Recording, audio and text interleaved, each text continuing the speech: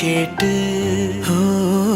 தாயாக தந்தை மாறும் புது காவியம். இவன் வரைந்த கிறுக்கலில் இவளோ உயிரோவியம். இரு உயிர் ஒன்று சேர்ந்து இங்கு ஓருயிராகுதே. கருவறை இல்லை என்ற போதும் சுமந்திட தோடுதே. வெளியோரம் ஈரம் வந்து குடை கேட்குதே. ஆரிரோ ஆராரிரோ இது தந்தையின் தாலாட்டு. பூமியே புதிதானதே இவள் மழலையின் மொழி கேட்டு.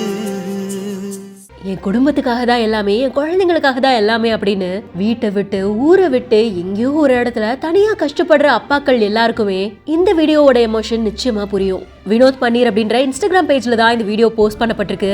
பல மாசம் கழிச்சு தன்னோட குழந்தைங்களை பார்க்க போற அந்த மொமெண்ட், அவங்கள தூக்கி கையில எடுத்து கொஞ்சம் சந்தோஷப்படுற அந்த மொமெண்ட்டுக்காக காத்துக்கிட்டு இருக்கிற ஒரு அப்பா. ஷிப்ல வேலை பார்த்துட்டு இருக்கும் போது பல மாசங்களுக்கு முன்னாடில இருந்து அது ஒரு நாளா மாறுறப்போ அவங்களோட முகத்துல இருந்த ஏக்கம் அப்படியே சந்தோஷமா மாறுது. ஒரு மணி நேரத்துக்கு முன்னாடி இன்னும் கொஞ்ச நேரம் தான் நம்ம குழந்தைங்களை பார்க்க போறோம்ல அப்படின்ற சந்தோஷம் இருக்கு.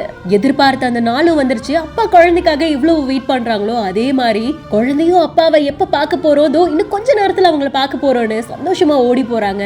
அப்பாவை கட்டி பிடிச்சு பாச மழைய பொழியறத பார்க்கும் போது நிச்சயமா பாக்குறவங்க அத்தனை பேரோட கண்ணுல இருந்தும் கண்ணீர் வரும். ஃபைனலி என்னோட டெஸ்டினேஷனை நான் ரீச் பண்ணிட்டேன் அப்படின்னு சொல்லிதான் இந்த வீடியோவை போஸ்ட் பண்ணிருக்காங்க.